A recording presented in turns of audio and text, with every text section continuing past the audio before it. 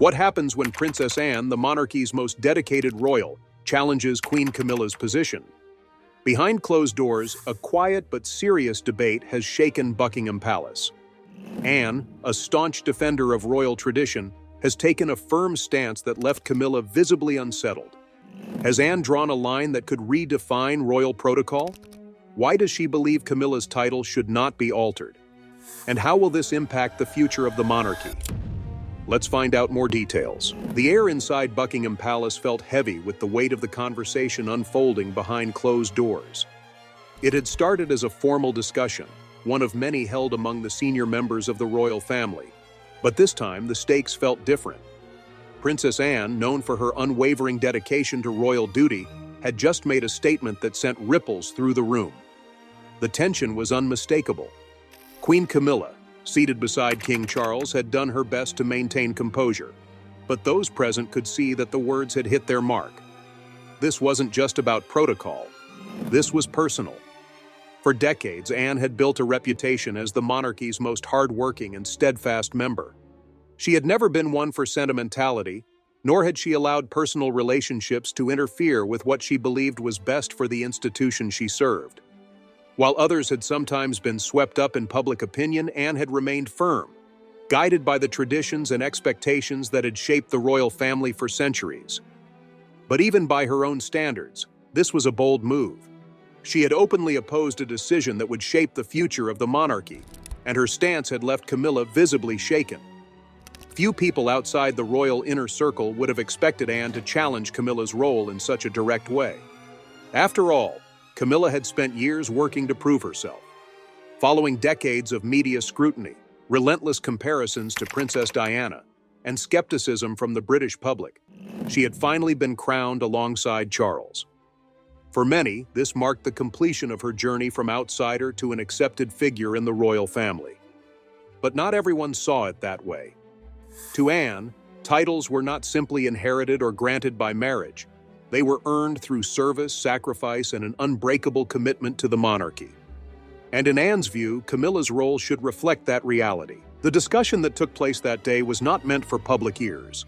But as is often the case with matters of the royal family, it did not stay confined within the walls of Buckingham Palace. Reports soon emerged about the deep divisions among senior royals regarding Camilla's official position and the responsibilities that came with it.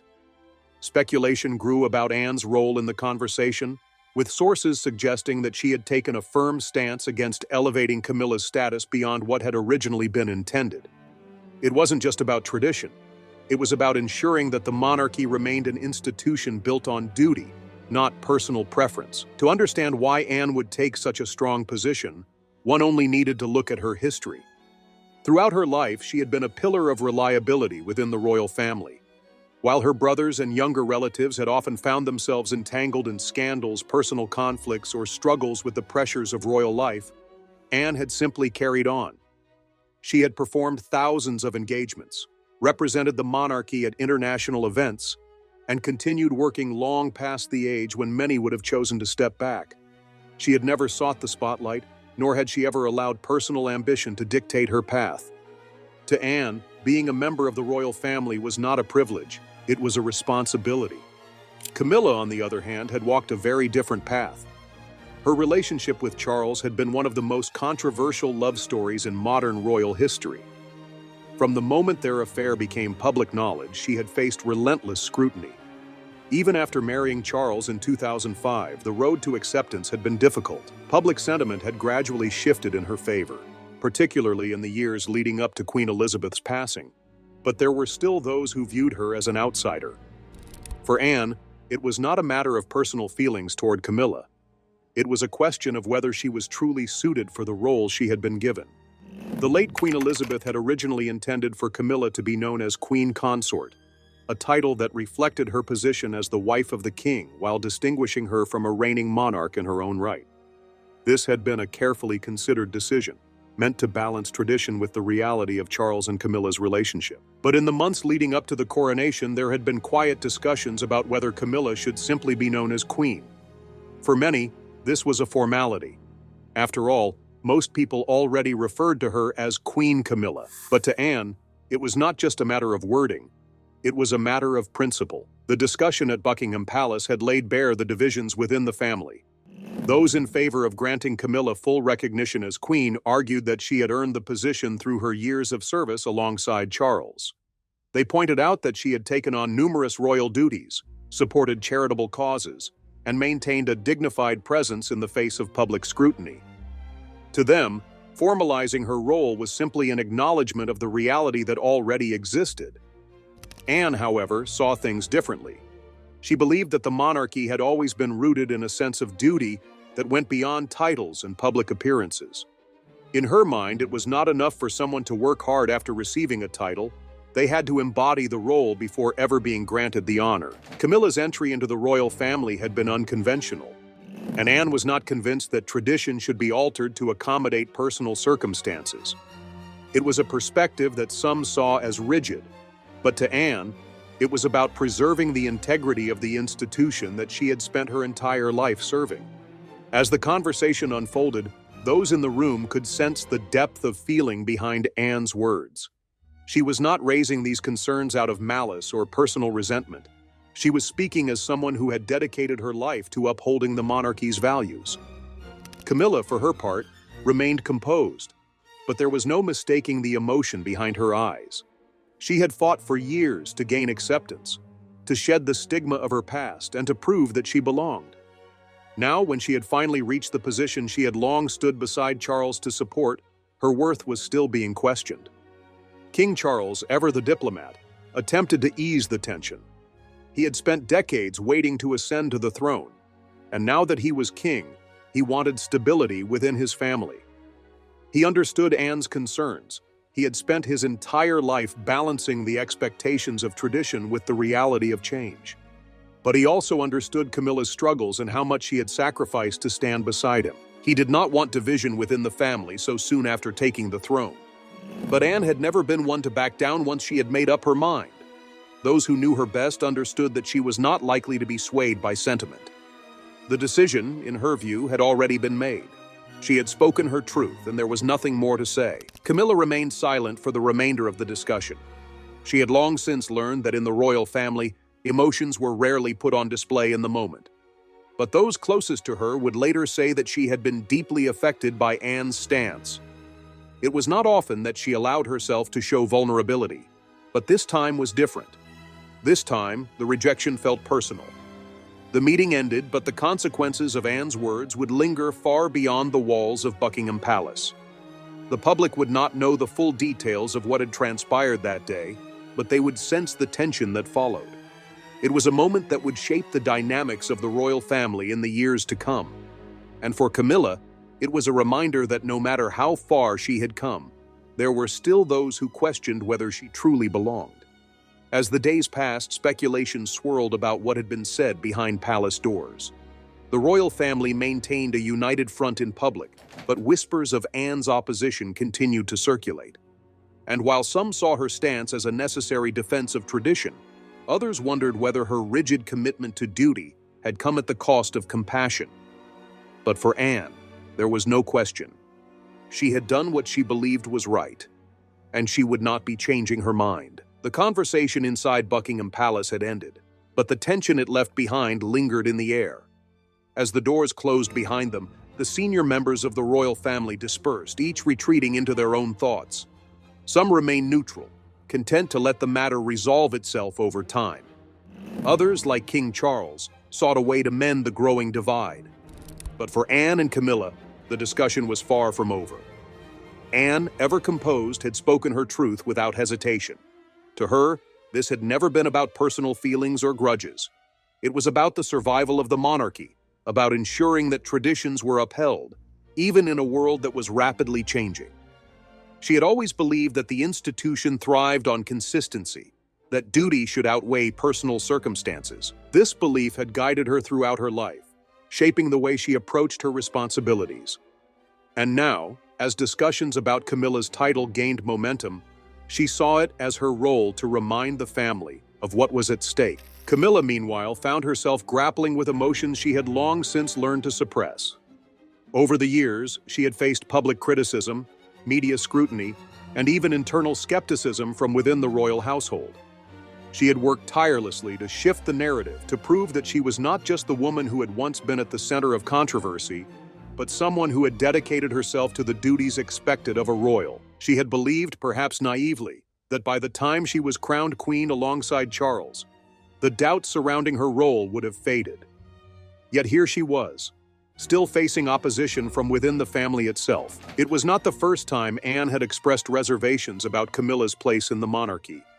Their relationship had always been one of quiet formality rather than warmth, a dynamic shaped by both personal history and differing philosophies about royal duty. Anne had spent her life following a clear set of rules that dictated how a royal should behave, how they should serve, and what was expected of them. Camilla's entry into the royal family had been anything but conventional, and to Anne, that distinction mattered. Their history went back decades, to a time before Camilla had even married Charles. Anne and Camilla had once moved in the same social circles, their paths crossing frequently in aristocratic gatherings. Anne had even been romantically linked to Andrew Parker Bowles, the man who would later become Camilla's first husband. Though Anne's relationship with him had never been particularly serious, it was a reminder of just how intertwined their lives had been long before Camilla became part of the royal family. When Charles and Camilla's affair became public knowledge, Anne had watched as the monarchy struggled to contain the fallout. The impact on the royal family's reputation had been immense. For Anne, who had spent her entire life working to uphold the dignity of the institution, the scandal had been yet another challenge to the monarchy's stability. While Charles and Camilla had eventually married in 2005, the damage had already been done in the eyes of many. And though Anne had remained publicly neutral, those close to her knew she had always been skeptical of whether Camilla could fully embrace the level of responsibility that came with being part of the royal family. Even after the marriage, Anne had maintained a certain distance. It was not outright hostility, nor was it an attempt to undermine Camilla. It was simply the way Anne was, reserved, focused, and unwilling to bend tradition for the sake of convenience. Camilla, on the other hand, had worked to build relationships within the family.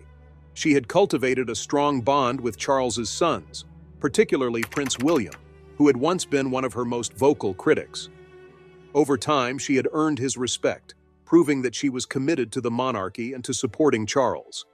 But with Anne, things had always remained formal.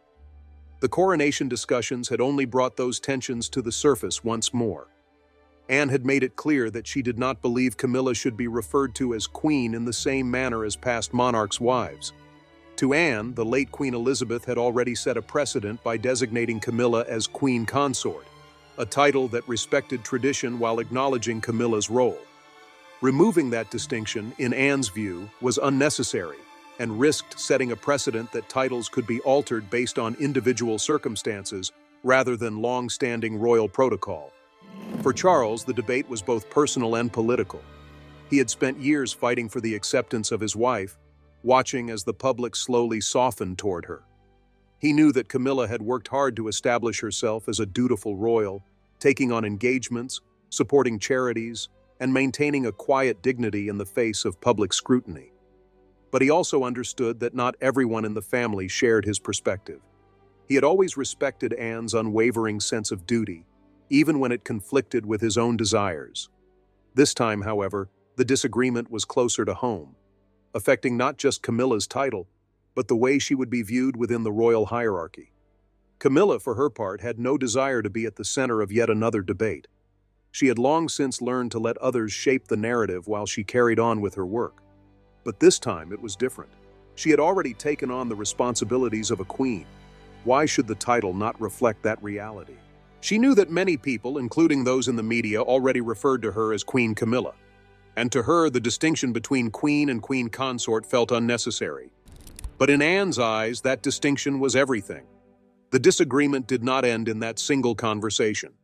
It continued in private discussions, in carefully worded statements made to the press, and in the way Camilla carried herself in the weeks that followed. Though no formal decision had been made, the tension between the two women was evident to those who knew them well. For the public, much of this remained hidden beneath the surface. On the outside, the royal family presented a united front. They attended engagements together, exchanged polite smiles, and maintained the image of stability that the monarchy relied upon. But behind the scenes, the debate continued to simmer. Anne had not spoken out to cause division. She had simply voiced what she believed was right. And while Camilla would never openly challenge her, the reality of what had been said lingered in her mind. It was a reminder that, even now, as queen, there were still battles to be fought. The monarchy had always been an institution built on precedent and continuity. Changes did not happen overnight, nor were they made without careful deliberation. But as discussions continued behind palace doors, one thing was clear: this debate was far from over. And for Camilla, the question remained. No matter how much she had done, would she ever truly be seen as an equal within the royal family? The tension that had quietly built within Buckingham Palace was now making its way into the public sphere. While the royal family maintained a composed exterior, whispers of division could not be silenced. Reports of differing opinions regarding Queen Camilla's title were beginning to surface, fueling speculation about what had truly happened behind closed doors. The monarchy had always been an institution of control, where internal disagreements were rarely, if ever, displayed for public scrutiny. But this time, it was evident that not everyone within the family saw Camilla's position in the same way. For those observing from the outside, it may have seemed like a trivial debate. After all, Camilla had already been crowned alongside Charles, performing the duties expected of a queen. But for someone like Princess Anne, this was about more than just a title. It was about the foundation upon which the monarchy was built. She had spent her life upholding the principles that had guided the royal family for generations. And in her eyes, the weight of tradition could not be ignored simply because times had changed. Anne had never been one to engage in power struggles or public feuds, but her influence within the royal family was undeniable. She had earned the respect of her peers through sheer dedication, proving that service was not about personal gain, but about duty. It was a philosophy she had followed unwaveringly, one that had set her apart from many of her relatives. And now, as discussions about Camilla's role continued, it became clear that Anne's voice carried weight, whether or not it was welcomed. Camilla, meanwhile, was facing a challenge she had hoped was behind her. For years, she had been working toward acceptance, not only from the public, but from within the royal household itself. She had endured relentless media scrutiny, had been cast as the antagonist in one of the most infamous royal sagas of modern history, and had spent years proving that she was more than just the woman who had once stood in the shadows. By the time she was crowned, she believed she had reached the final stage of her journey, that she had cemented her place within the monarchy. But now, with Anne's resistance becoming increasingly evident, she found herself questioning whether that acceptance had ever truly been granted. King Charles, always keenly aware of the delicate balance within the family, found himself in an uncomfortable position. He had spent decades waiting for his moment as king, and now that he had finally ascended the throne, he wanted unity, not division. He understood his sister's concerns, after all. Anne had always been the guardian of royal tradition, the one who had carried on their late mother's values with unwavering conviction. But he also understood Camilla's frustration. She had stood by his side through years of uncertainty, had dedicated herself to the role expected of her, and yet she was still facing skepticism from within the very institution she had sworn to serve. For Anne, however, this was not about personal relationships. It was about ensuring that the monarchy remained an institution guided by principles rather than personal preferences. She had seen firsthand how easily public perception could shift, how the royal family had weathered moments of scandal and controversy. Her concern was not for how Camilla felt in the moment, but for what her elevation to full queen could mean for the future of the monarchy. It was not unusual for royal disputes to be kept behind closed doors, but the debate over Camilla's title was beginning to seep into public discourse. Journalists and royal commentators speculated about Anne's influence, questioning whether her stance could impact Charles's decision. Some saw her as a protector of tradition, standing firm in the face of change. Others wondered whether her rigidity was out of step with modern times. Regardless of the perspective, one thing was clear: this was not an issue that would quietly fade away. Camilla had long since learned the value of silence. She had spent years avoiding public responses to controversy, choosing instead to let time shape the narrative. But this time, it was different. This time, it was not the public she had to win over. it was her own family. And that, she knew, would be far more difficult. As discussions continued, the Queen remained outwardly composed, attending royal engagements as though nothing had changed. But those who observed closely could see that something was different. She had always been careful with her expressions, ensuring that no moment of discomfort was captured by cameras or reporters. Yet, there were instances, subtle, fleeting moments, where the strain was visible. Anne, on the other hand, remained unchanged.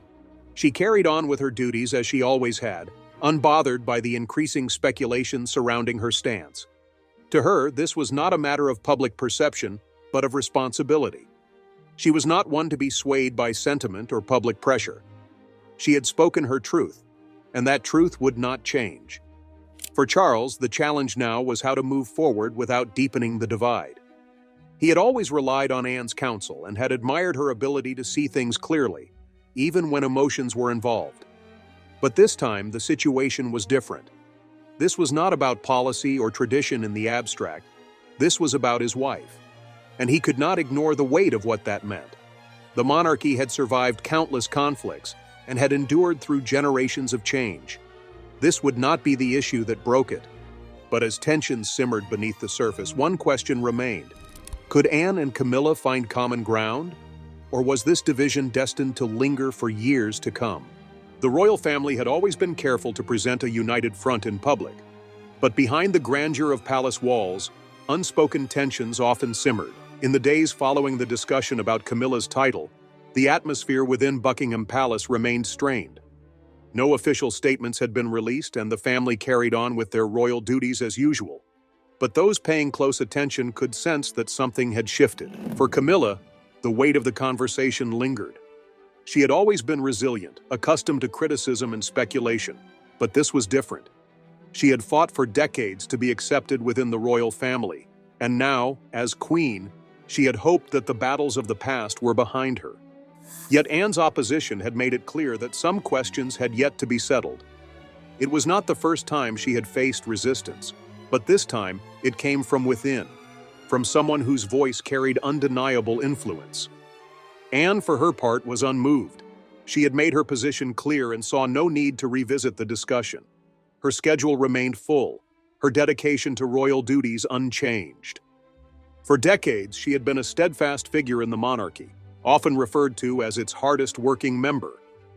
While others in the family had struggled with public perception, Anne had simply carried on, rarely pausing to concern herself with how she was viewed. This situation was no different. She had spoken out not out of personal disdain for Camilla, but out of a belief that the monarchy's integrity had to be upheld, no matter the circumstances. King Charles was left to navigate the delicate balance between the two. He had always relied on Anne's counsel, trusted her instincts, and valued her commitment to the institution. But this time, the matter was deeply personal. Camilla was not just another royal figure, she was his wife. And while he had spent years waiting to take the throne, he had also spent years ensuring that she would stand beside him as queen. Now, with Anne standing firm, he found himself caught between loyalty to his sister and the need to protect the woman who had been his closest companion. The debate was not just about a title, it was about what that title represented. The role of queen had long been associated with figures like Queen Elizabeth II, women who had dedicated their entire lives to the monarchy, who had been raised to understand the weight of the crown. Camilla's journey had been different, and while she had earned the respect of many, there were still those who believed that tradition should not be altered so easily. For Anne, it was about ensuring that those who held such roles truly embodied the values of the monarchy. For Charles, it was about ensuring that his wife was given the recognition he believed she deserved. Despite the disagreements behind closed doors, the royal family had no choice but to move forward. Camilla continued with her royal duties, appearing at engagements alongside Charles, always maintaining the grace and poise expected of her. Anne, too, remained focused on her responsibilities, never allowing personal matters to interfere with her work. But even as they carried on, the divide remained, subtle yet undeniable. The public had taken notice of the growing speculation surrounding Camilla's role, with royal commentators analyzing every interaction between the two women. Some saw Anne as the guardian of royal tradition, ensuring that the monarchy did not drift too far from its foundations. Others viewed her stance as overly rigid, questioning whether her commitment to duty had come at the cost of personal understanding. Meanwhile, there were those who sympathized with Camilla, seeing her as a woman who had spent years proving her worth, only to be met with continued resistance. Even within the palace, opinions were divided. Some senior courtiers quietly supported Anne's perspective, believing that the title of queen carried historical significance that should not be changed lightly. Others sided with Charles, arguing that Camilla had already proven herself and that the distinction between queen and queen consort was unnecessary. The weight of history loomed over them all. The monarchy had always been slow to change, hesitant to deviate from established customs. But times were different now, and the expectations placed upon the royal family were evolving. The question was whether those within the institution could adapt, or whether tradition would once again take precedence. For Anne, there was no dilemma. She had dedicated her life to the monarchy as it had always been, and she saw no reason to alter its course now. She had never been one for sentimentality, nor did she allow emotions to cloud her judgment. To her, this was not about Camilla as a person, it was about what the title of queen should represent. Camilla, however, could not separate the issue from the personal impact it carried. She had come so far, endured so much, and now, when she finally believed she had secured her place, she was reminded that acceptance within the royal family was never guaranteed. Even as she smiled for the cameras, as she carried out her duties with the dignity expected of her, the doubts lingered.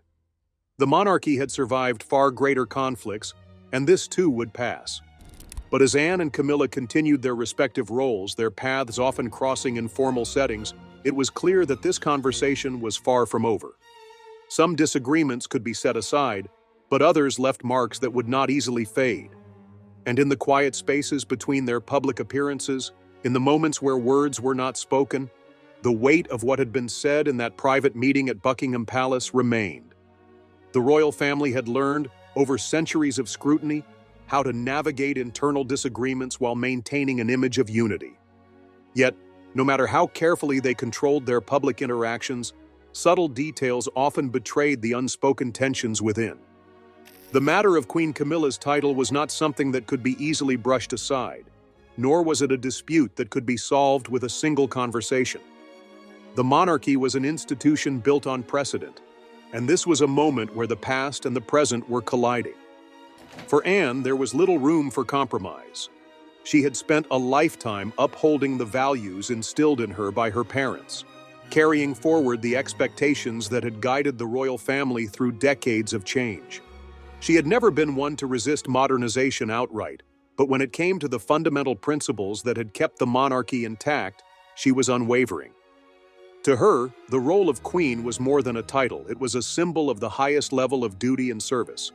And in her view, granting that title to someone who had not been born into the institution, who had not spent their life preparing for it, was a shift that should not be made lightly. Camilla understood Anne's perspective, even if she did not agree with it. She had never been under the illusion that she would be embraced by every member of the royal family, nor had she expected to be universally accepted. Her history with Charles had ensured that there would always be those who questioned her place, no matter how much time had passed. But she had believed that by now, after years of dedication, the battle for recognition had been won. Instead, she found herself once again having to prove that she belonged. There was no outward conflict between them, no public display of disagreement. They appeared together at royal engagements, exchanged polite words when necessary, and upheld the expectations placed upon them. But for those who knew how to read the unspoken dynamics within the royal family, it was clear that something had changed. Camilla carried herself with the same grace she always had, but there was a quiet restraint in her manner, a carefulness in how she interacted with Anne. And Anne, ever composed, remained unchanged, her demeanor giving no indication that she had any reason to reconsider her stance. King Charles, caught between his wife and his sister, was left to balance the situation as best he could. He had always respected Anne's judgment, and had long relied on her as one of the few people in the family who would speak candidly to him. But Camilla was his wife, his partner, and he had fought too hard for her to be relegated to a lesser status in the eyes of history. He knew that Anne's concerns were not personal, that she was not attempting to undermine Camilla, but rather to protect the traditions she held dear. Even so, he could not ignore the toll it was taking on Camilla. The weight of knowing that even now she was still being asked to justify her role. The matter was unlikely to escalate beyond quiet disagreements within palace walls. The monarchy had always relied on presenting a sense of continuity, on ensuring that internal matters did not become public spectacles. But behind the carefully maintained facade, the issue lingered. Camilla's supporters within the family believed that the title of queen was already hers, that the distinction of queen consort was an unnecessary technicality. Anne and those who shared her perspective viewed it as a matter of legacy, of ensuring that royal traditions were not reshaped for convenience. With that, we have reached the end of today's video. If you have come this far with us, be sure to check out other videos on the channel.